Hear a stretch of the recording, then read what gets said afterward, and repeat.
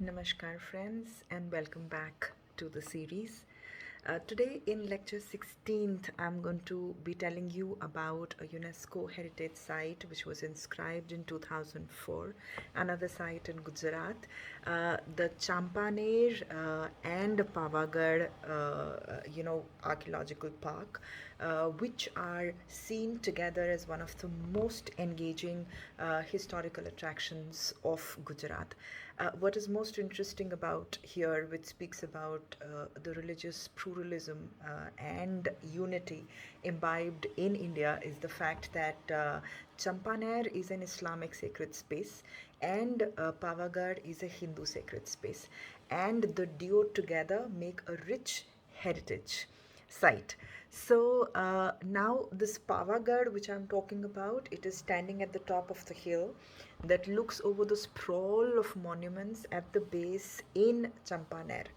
And they have these massive sites which are dotted with the prehistoric sites and a hill fortress of the early Hindu capital. There are remains of the 16th century capital of the state of Gujarat, as well as ruins of fortifications. You have religious buildings, which means you have temples and you have mosques, all from the 8th to the 14th century.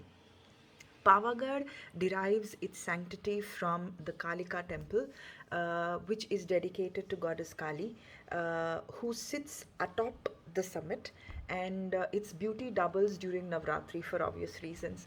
And my advice to those who are planning to visit here is to listen to Pandit Jasraj's composition on Mata Kalika with headphones, and believe me, friends, you would transcend to another world.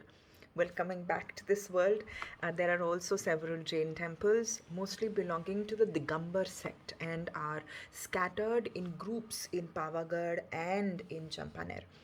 The beauty of Champaner lies in the fact that it is the only unchanged Islamic Mughal city over the centuries, offering an authentic flavor of the architecture of the era then. At the heart of the city is the citadel, whose most impressive features are its 16th century monumental mosques with their beautiful blending of Islamic and Hindu architecture. The huge Jami Masjid, yes, you heard me right, it is Jami Masjid, just outside the citadel's east gate. It boasts of a wonderfully carved entrance porch which leads into a lovely courtyard surrounded by these pillared corridors. Did you know that the story of this forgotten city and its 114 ruined monuments is like, spread on 6 square kilometer radius, is there only because there have been painstaking excavations which have been undertaken by archaeologists of Maharaja Sayaji Rao University in Vadodara. So thank you to them is why I mentioned them here. And when you visit this heritage site, do not forget, and this is a secret that I'm sharing with you, that coming down halfway from Kali Temple, you need to take a slight detour from the stone path towards this undefined pathway through the scrub and the teak trees, which opens into a natural terrace.